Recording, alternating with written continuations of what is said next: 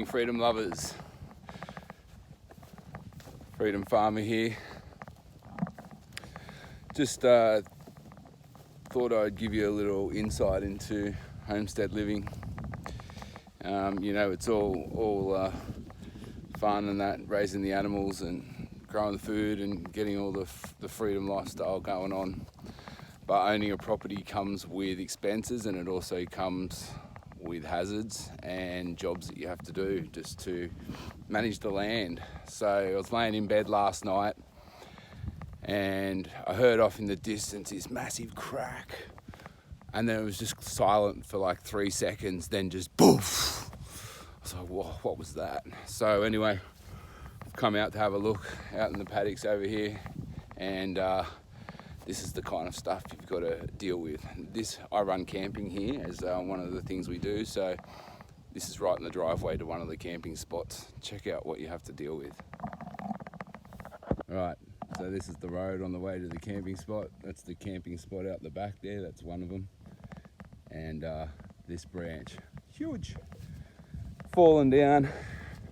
God must have my back because it's totally missed the front fence here. That's the road, so it's just missed it. It's got a metre clearance, like it's even council approved falling. That's what that is. But look how big this thing is. So I'm going to be spending all morning cutting this up with the chainsaw now, because otherwise campers can't get into the spot here. But look at all this, it's so thick, and it looks like it'd been eaten by ants or something. But I can show you where it came from. This big tree. all the way up from there. It's snapped off there. It took like 3 seconds to fall all the way down and doof here.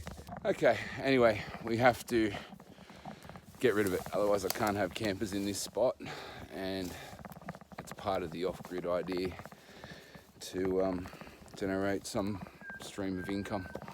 So anyway, I'll be here all morning now cutting this up. Definitely I have plenty of firewood for next winter. Luckily I got enough for this winter, but plenty for next winter to be cured over time. Once I've done this tree, I'll then have to head back down the paddock all the way down there. There's another one that's fallen down. You can't see it, but I'll shoot a little video when we get down there too. Anyway, I better get to chopping. Got a lot of sawing to do.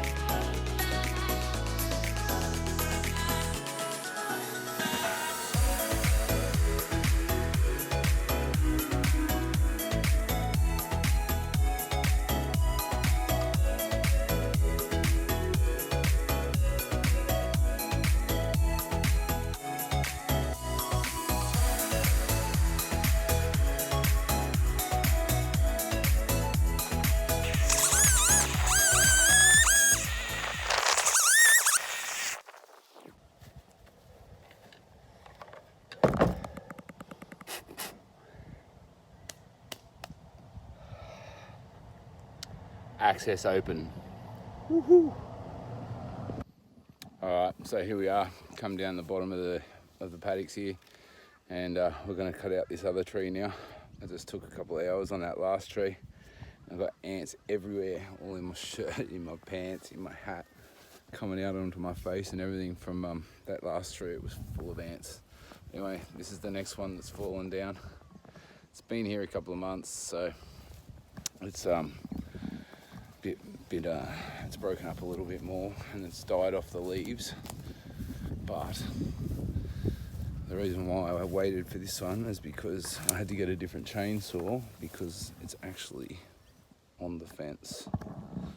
So we're gonna try and chop it off without it damaging the fence anymore, but it's not too bad.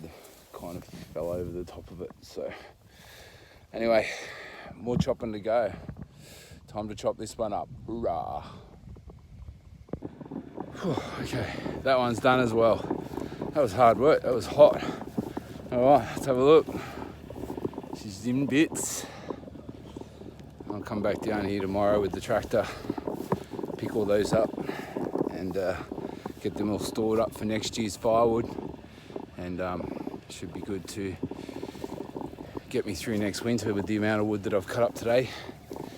But plenty of firewood here, so nothing to worry about.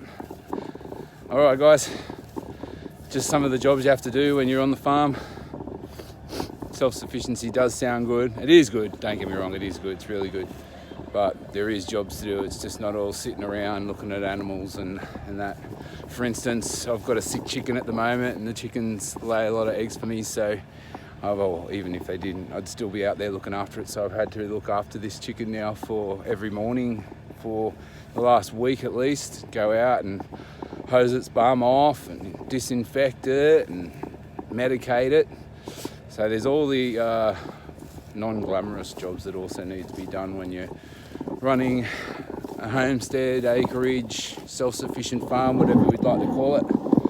But I must admit, it is rewarding and it is great, and you'd much rather out here doing stuff like this than where I was living in the city and working 12, 16, 18 hour days just to pay for the house that I had in Sydney. Now I can just hang out during the day, cut trees and do cool stuff, look after animals. Woohoo! All right, peace out.